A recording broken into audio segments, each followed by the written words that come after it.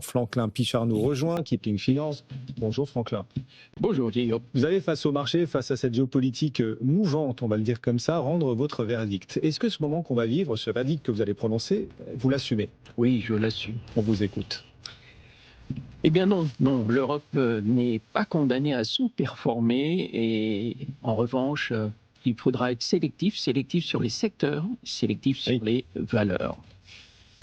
L'Europe n'est pas condamnée à perdre, elle n'est pas condamnée à sous-performer, c'est votre message aujourd'hui. Et d'ailleurs, quand on regarde depuis le début de l'année, l'Europe fait toujours bien mieux que Wall Street. Oui, il y a des arbitrages qui s'effectuent et qui s'opèrent outre-Atlantique, et c'est vrai que en Europe, on a eu des publications, on a été porté par des publications, on a été porté par un environnement qui a rassuré les investisseurs. Alors au-delà de ça, c'est vrai qu'on a eu un discours des chefs d'entreprise qui était de dire, nous on investira peut-être moins en France et en Europe, mais on s'ouvrira davantage, on ouvrira notre cible client au-delà des États-Unis, au-delà de l'Europe, pour avoir une assiette beaucoup plus équilibrée, beaucoup plus diversifiée pour encaisser l'environnement géopolitique et les humeurs de M. Trump, comme on le voit encore aujourd'hui. Oui, vous êtes confiant, vous croyez plus que tout et toujours et encore dans l'Europe. Comment est-ce qu'on choisit d'y investir cette année? Est-ce qu'on y investit de la même façon que l'an dernier, dans la mesure où en plus les thématiques, on va dire les harangues de Donald Trump, continuent de porter à la hausse les valeurs de défense, bref, bis recita, ou on change son fusil d'épaule par rapport à l'an dernier? L'an dernier, c'est mieux prononcé comme ça. Je pense qu'il va falloir être alerte et tactique. L'année dernière, en deuxième partie d'année, on avait commencé à revenir sur le luxe. On le voit, le luxe est à nouveau un petit peu dans la tourmente. Oui. On aura les résultats de LVMH dans quelques jours, donc effectivement, ça donnera une indication. Ceux de Richemont étaient plutôt bons. On s'intéresse, et si on prend un élément de comparaison, si on regarde les techno-européennes, les techno-européennes progressent de plus de 10% depuis le début de l'année. Quand on prend le SP500 technologie aux États-Unis, on voit que celui-ci a plus ou moins rien fait, il est à l'équilibre et autres. Donc c'est un message plutôt positif, rassurant pour les investisseurs, de se dire que tout n'est pas acheté, il y a des opportunités, il y a des choses. On a vu en Europe ASML qui caracole depuis quelque temps. On voit qu'il y a véritablement des outils, des véhicules pour investir en Europe qui offrent un potentiel et qui profitent du boom actuel de la technologie.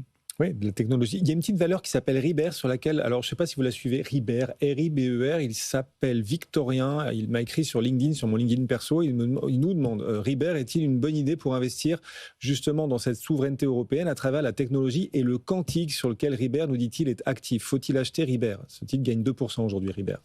Oui, alors, comme vous le dites, d'abord, Ribér gagne 2%, il gagne 20% depuis le début de l'année, et sur 24 mois, il prend 121%. Quand on regarde le graphique, on est sur une crête, on est sur un titre qui est volatile, dont la liquidité est quand même pas incroyable, donc il faut faire attention. Donc sur les sommets sur lesquels nous sommes aujourd'hui, je pense qu'on peut se positionner, mais en repli, pas sur les niveaux actuels. Alors c'est assez, on en parlait ce matin d'ailleurs avec Arnaud Gillon de BlackRock.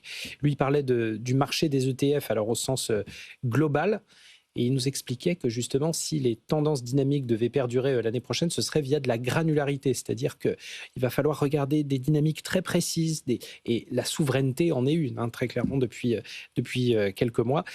Maintenant, on a un euro qui remonte. De manière, alors je dirais pas contre-intuitive, parce que c'est dans l'ordre des choses. Maintenant, voilà, est-ce que ça réinstalle là aussi des dynamiques qu'il faut suivre pour bien se réaligner? Oui, mais là aussi, c'est quelque chose qu'on ne pourra pas maîtriser. C'est quelque chose qui va être l'objet... Il y a des questions qui se posent sur la dette américaine, sur les décisions, les déclarations des uns ou des autres, qui font surréagir aujourd'hui ce compartiment. Donc, vous donnez une réponse, j'ai envie de vous dire, je ne sais rien, mais je vous dirai tout, parce qu'on peut avoir tout et son contraire. Ça, ne pas intégrer les effets de change dans sa stratégie aujourd'hui, parce qu'on ne sait pas dans quel sens ça peut aller. Le dollar la baisse là aujourd'hui, mais ça ne veut pas dire qu'il baissera tout le temps. Voilà, il y a quelques mois, on vous disait, bon, on peut aller sur les États-Unis, de toute façon, le dollar a tellement baissé qu'il ne pourrait pas baisser davantage. Ben si, aujourd'hui, la question se pose, le dollar pourrait à nouveau baisser. Et puis le contraire peut également se produire. C'est vrai que c'est un environnement très, très compliqué. Oui, mais la hausse de l'euro aujourd'hui, elle nous interpelle. Et Franklin, je vais vous dire pourquoi. Parce qu'on a le sentiment que le marché prend conscience d'une carte maîtresse européenne. L'Europe tient-elle les États-Unis par la dette?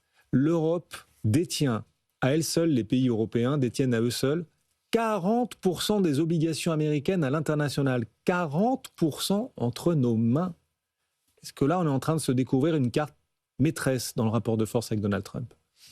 Alors vous savez, vous avez des cartes que vous pouvez ne pas utiliser aussi. Le problème, c'est qu'effectivement, on parle d'un petit peu moins de 4 000 milliards d'obligations détenues par l'Europe, majoritairement Royaume-Uni, France, Espagne, etc.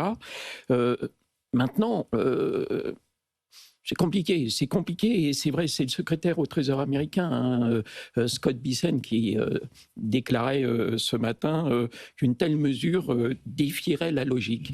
Derrière cette expression sibylline, il faut comprendre qu'aujourd'hui, je ne sais pas si le raisonnement peut tenir, mais c'est quelque chose qui est difficilement envisageable.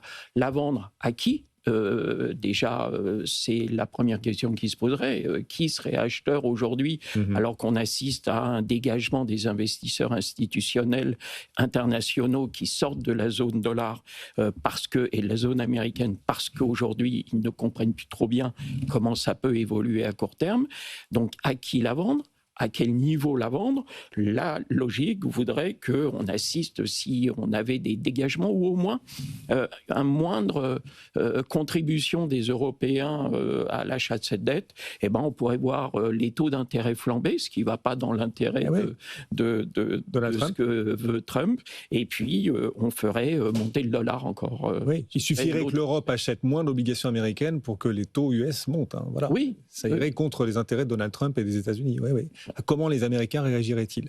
Tout ça reste un champ de bataille complètement ouvert, bien sûr. Et alors on voit aussi un rapport de force qui se traduit jusqu'au cœur des entreprises. Ryanair, par exemple. Elon Musk, c'était il y a quelques jours. Elon Musk s'en est pris au patron de Ryanair et a proposé sous forme de boutade d'acheter Ryanair. Sous forme de boutade, de la part d'Elon Musk. Sauf qu'il y a quelques années, sous forme de boutade, il avait dit qu'il pourrait racheter Twitter. Aujourd'hui, Twitter s'appelle X et appartient à Elon Musk. Est-ce que Ryanair pourrait... Ryanair progresse un peu aujourd'hui, plus 0,3%, c'est pas énorme, mais ça va contre la tendance générale, Franklin. Alors, on parle de l'Elon effect, l'effet Elon, à chaque fois qu'il lance une rumeur, et immédiatement, tout le monde se dit, comme vous venez de le citer, finalement, parfois, il se lance dans la bataille. Moyennant quoi, les marges sont étroites chez Ryanair, que Ryanair considère aujourd'hui, en dehors des éléments qu'il a pu mettre en avant, que finalement, il n'était pas là pour se préoccuper du confort de ses passagers, et qu'il voulait, et à la fois maîtriser ses charges et ses marges. Donc, on connaît Elon Musk et ses déclarations. De là à ce qu'il lance une opération Ryan, pourquoi pas. Le sens de l'histoire ne s'y prête pas, ça ne marche pas, ce n'est pas suffisamment dans la cible d'Elon Musk. Merci Franklin de nous avoir accompagnés aujourd'hui.